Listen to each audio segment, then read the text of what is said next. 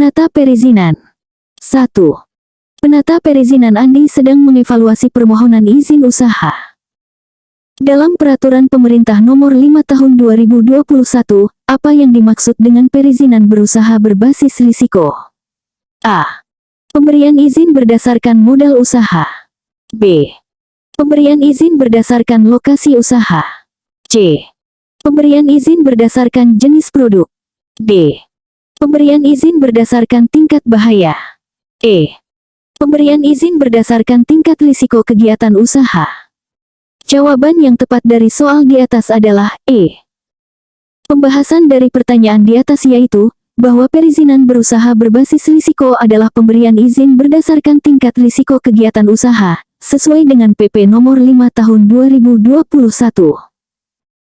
Ini merupakan pendekatan baru dalam perizinan yang mempertimbangkan potensi bahaya dan risiko dari suatu kegiatan usaha. Kita masuk soal berikutnya. 2. Dalam menjalankan tugasnya, penata perizinan Budi menemukan bahwa suatu usaha termasuk dalam kategori risiko menengah tinggi. Berdasarkan PP Nomor 5 Tahun 2021, apa yang harus dilakukan pelaku usaha tersebut? A. Hanya perlu mendaftar. B. Cukup membuat surat pernyataan. C. Harus memiliki nomor induk berusaha atau NIB dan sertifikat standar. D. Harus memiliki NIB dan izin. E. Tidak perlu izin apapun. Jawaban yang tepat dari soal di atas adalah C. Pembahasan dari pertanyaan di atas yaitu, bahwa untuk kegiatan usaha dengan risiko menengah tinggi, pelaku usaha harus memiliki NIB dan sertifikat standar yang mencakup pernyataan pemenuhan standar dan verifikasi. Kita masuk soal berikutnya. 3. Penata perizinan Citra sedang memproses permohonan izin usaha pariwisata. Menurut Undang-Undang Nomor 11 Tahun 2020 tentang Cipta Kerja, apa yang menjadi dasar penentuan jenis perizinan berusaha untuk sektor pariwisata? A.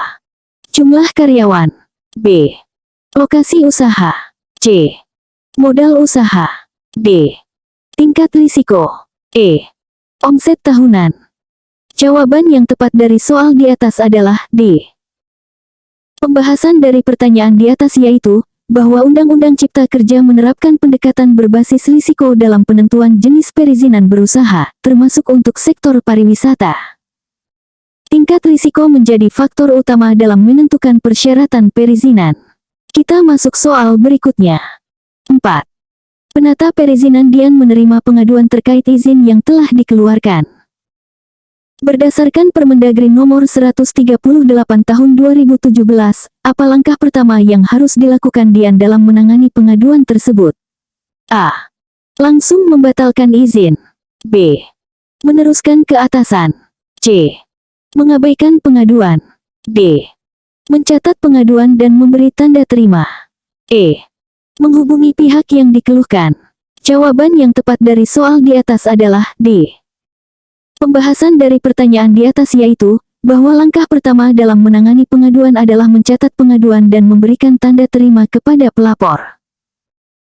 Ini merupakan prosedur standar dalam penanganan pengaduan untuk memastikan bahwa setiap keluhan tercatat dan dapat ditindaklanjuti.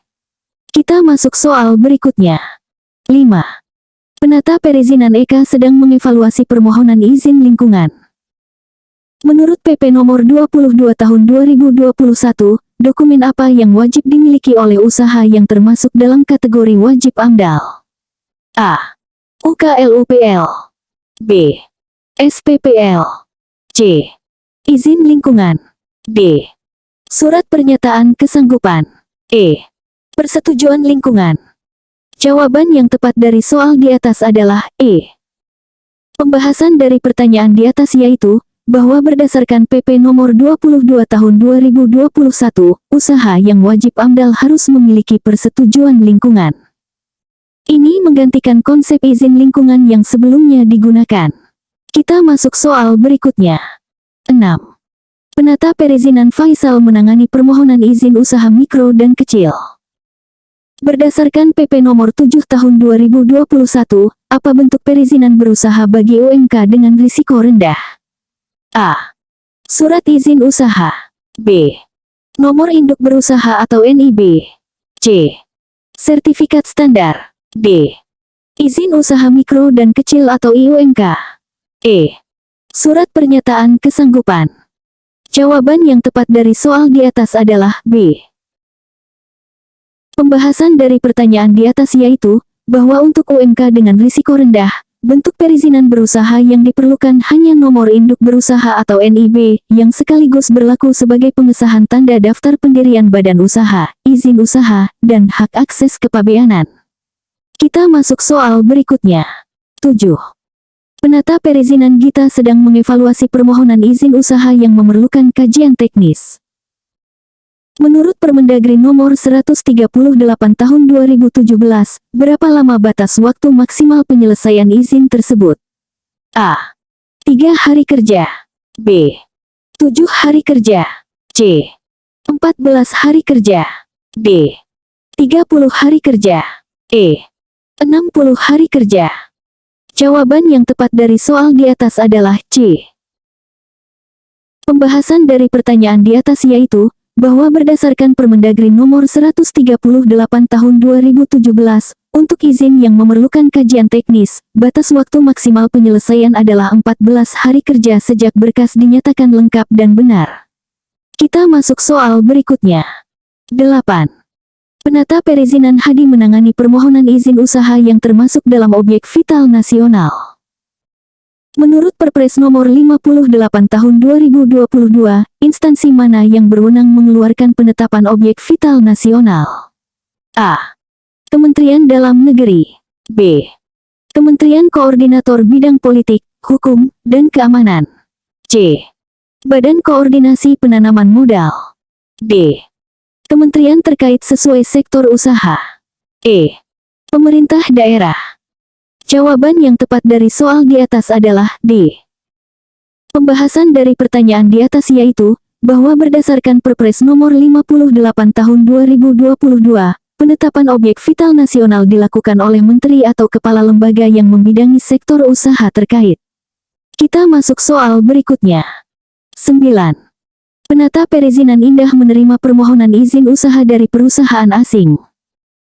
Berdasarkan Undang-Undang Nomor 25 Tahun 2007 tentang penanaman modal, apa yang menjadi syarat utama bagi perusahaan asing untuk dapat berusaha di Indonesia? A. Modal minimal 10 miliar rupiah. B. Kemitraan dengan UMKM lokal. C. Penunjukan direksi lokal. D. Berbentuk perseroan terbatas. E. Listing di Bursa Efek Indonesia. Jawaban yang tepat dari soal di atas adalah D. Pembahasan dari pertanyaan di atas yaitu, bahwa Undang-Undang Nomor 25 Tahun 2007 mewajibkan perusahaan asing yang akan berusaha di Indonesia untuk berbentuk Badan Hukum Perseroan Terbatas atau PT, sesuai dengan Peraturan Perundang-undangan Indonesia. Kita masuk soal berikutnya. 10. Penata perizinan Joko menangani permohonan izin usaha di kawasan ekonomi khusus atau KE. Menurut Undang-Undang Nomor 39 Tahun 2009 Jo. Undang-Undang Nomor 11 Tahun 2020, apa keuntungan utama berusaha di KE? A. Bebas pajak selamanya. B. Jaminan keamanan dari pemerintah. C. Fasilitas dan kemudahan khusus. D. Monopoli pasar. E. Akses langsung ke pasar internasional. Jawaban yang tepat dari soal di atas adalah C. Pembahasan dari pertanyaan di atas yaitu, bahwa pelaku usaha di KE mendapatkan berbagai fasilitas dan kemudahan khusus, termasuk insentif fiskal dan non-fiskal, untuk mendorong investasi dan pertumbuhan ekonomi di kawasan tersebut. Kita masuk soal berikutnya. 11.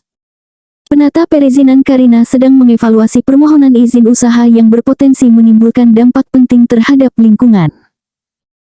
Berdasarkan PP Nomor 22 Tahun 2021, apa instrumen yang wajib dimiliki oleh usaha tersebut? A. SPPL. B. UKLUPL. C. AMDAL. D. RKLRPL. E. DPLH. Jawaban yang tepat dari soal di atas adalah C. Pembahasan dari pertanyaan di atas yaitu, bahwa usaha yang berpotensi menimbulkan dampak penting terhadap lingkungan wajib memiliki AMDAL atau analisis mengenai dampak lingkungan sesuai dengan PP nomor 22 tahun 2021. Kita masuk soal berikutnya. 12. Penata perizinan Lutfi menangani permohonan izin usaha di bidang pertambangan. Menurut Undang-Undang Nomor 3 Tahun 2020, apa bentuk izin yang diberikan untuk kegiatan usaha pertambangan mineral dan batu bara? A. Kuasa pertambangan. B. Kontrak karya. C. Izin usaha pertambangan. D. Izin usaha pertambangan khusus. E. Izin pertambangan rakyat. Jawaban yang tepat dari soal di atas adalah C. Pembahasan dari pertanyaan di atas yaitu, bahwa Undang-Undang Nomor 3 Tahun 2020 menetapkan bahwa bentuk izin untuk kegiatan usaha pertambangan mineral dan batu bara adalah izin usaha pertambangan atau IUP, menggantikan sistem kontrak karya dan kuasa pertambangan yang sebelumnya berlaku. Kita masuk soal berikutnya. 13. Penata perizinan Maya menerima permohonan perpanjangan izin usaha. Menurut PP Nomor 5 Tahun 2021, kapan pelaku usaha harus mengajukan permohonan perpanjangan perizinan berusaha? A. 1 bulan sebelum berakhir. B. 3 bulan sebelum berakhir. C. 6 bulan sebelum berakhir. D. 1 tahun sebelum berakhir. E.